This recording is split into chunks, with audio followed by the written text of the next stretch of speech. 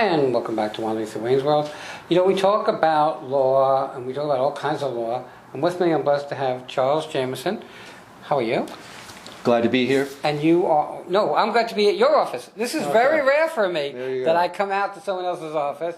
But you got beautiful views out there. It's a lovely property. It's hard to have a bad view when you're on the 10th floor. Yes, that is true. Every view is a great view.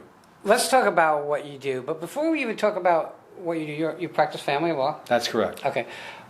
Let's go backwards. All right. So what made you decide that you wanted to be a lawyer?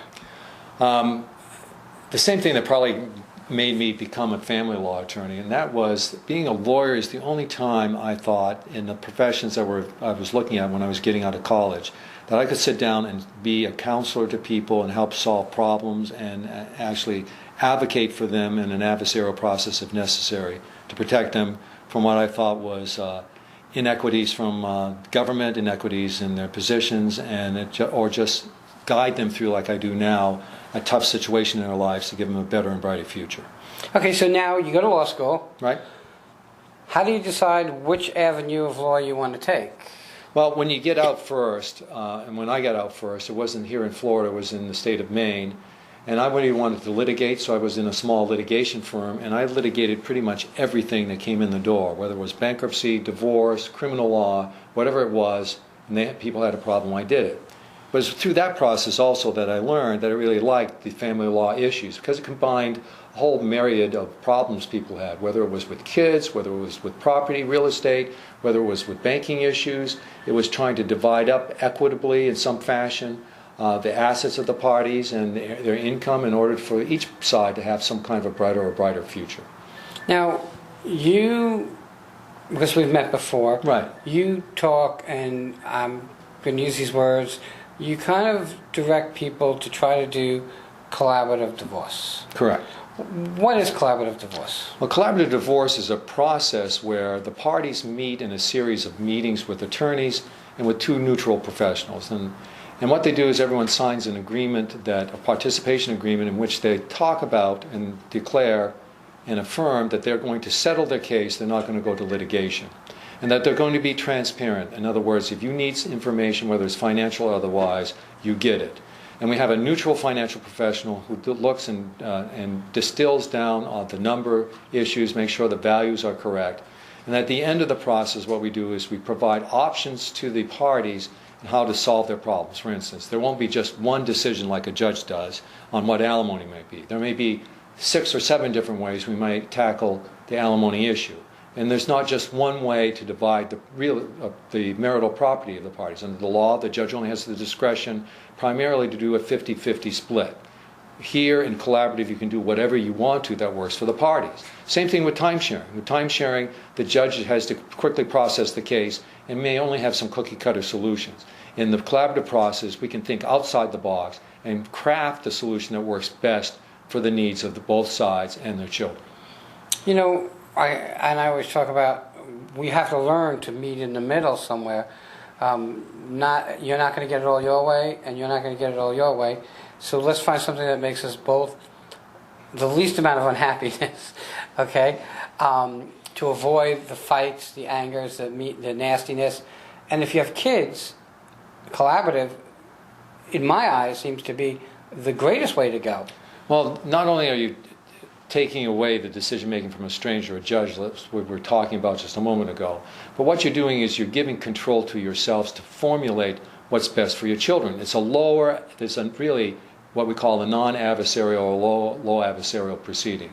And scientific studies have proven time and time again that high adversarial proceedings, where there's a lot of animosity between the parties, a lot of fighting, that's what really hurts kids.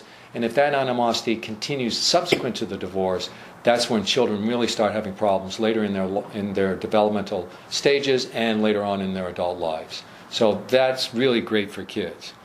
Now, one of the things that sticks in my mind is you watch tabloid TV and you hear about these divorces from this person, that person, and you as an outsider, not you, kind of makes a decision, and their whole lives and everything are in front of everybody. Just let's say I'm an attorney. I don't want this out there in the open. How does collaborative divorce help that scenario? Well, collaborative divorce is a private process. In other words, if you go and you're involved in a court proceeding, your whole life is going to be played out in the public. Divorce trials, divorce motions, divorce hearings, they're all public proceedings. In addition, all the documents that you file in a divorce case are available for the public to look at. So if you have to file a financial affidavit, that's going to be available for the public to troll through. So if you, let's say, you're a news celebrity, or let's say you're a well-known physician, or you're a well-known attorney, you certainly want to have your proceeding be private. This takes place in a series of private meetings in which only the attorneys, the parties, and the financial neutral and the facilitator are present. Okay, so now we know that people go through a divorce, and no respect to the legal profession, but the one that wins is usually the attorney. In collaborative divorce, is it a shorter process, a less expensive process? We already know it's a better process because it's two people making decisions, not a stranger making a decision. Financially, is it better for the people? Yes. It is, usually most cases are resolved within 4 to 6 meetings. Now compare that to the multiple motion hearings, depositions, letters being passed back and forth between attorneys that you have in a litigating case. So the studies that have been done, and there have been studies and information reviewed across the United States, indicate that the collaborative divorce can save parties anywhere from 60 to 40% of the cost of their divorce. So let's say your divorce cost you $60,000 or $50,000 or $100,000. That starts becoming substantial amounts of money. So again, it's by far less expensive, and it's usually far less amount of time takes to complete in a collaborative process. Okay, so does a couple come to you? So there are two attorneys involved that do collaborative divorce? Is that usually how it comes out? Generally what happens is someone comes and sees me and they say, I'm interested in a divorce. Well, I'm ethically required to lay out in front of them all of the options that they have, from trying to reconcile all the way up to litigation. And obviously, since collaborative divorce provides privacy, it's less expensive, it's less adversarial, it gives the parties control over their future. It's based on a discussion of needs rather than positional negotiating. These are all things for people who have some issues they have to resolve in their case, have some assets that they can't decide on how to divide. There may be an alimony dispute. This is the process that really works for them. It's less expensive and more private. If people come to me, they're coming to me in that context. It's in that context that I provide to them the information regarding collaborative divorce. And I talk to them, I said, do you think this is something your spouse may be interested in? And then I give them information to provide to their spouse, as well as a series of names of individuals who've been trained in the collaborative process who are attorneys. Are there attorneys that favor collaborative divorce and then some that don't? Well, collaborative divorce, all attorneys try to resolve their cases. We'll give them, that's what everyone will say, and that's true. But this is based on interest-based negotiation, which is a whole different process. Think about going to buy your car at a used car lot. Well, what's that? You're coming from one idea what it's worth, the salesman has another. And you're chewing on each other, and you come arbitrarily at somewhere in between.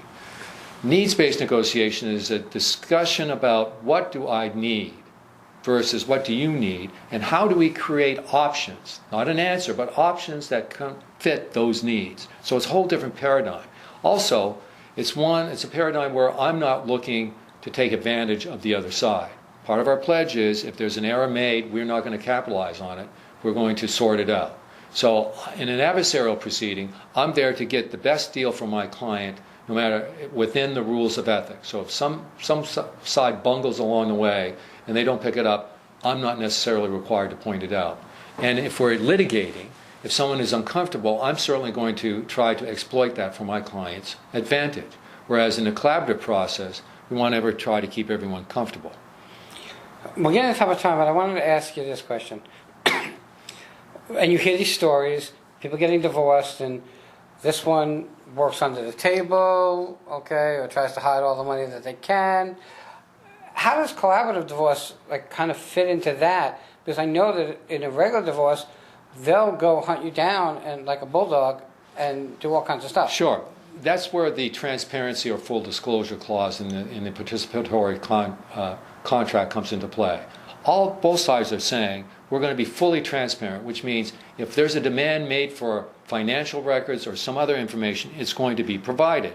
You have a neutral financial professional who's usually skilled in finding out or exploring where the gaps are in the information. And that person is also empowered to ask, I need this information, and get it from another party that they need. So that's taken care of in that process. Okay. We live in a world where they say 50% of married couples are going to get divorced? Yes, and probably a larger number of older people or second divorces are going to get divorced. Okay. How do people contact you to find out more information? Well, they can contact me at my website, which is www.cjamisonlaw.com, or they can call us here at the office, which is 561-478-0312, and they can schedule a consultation.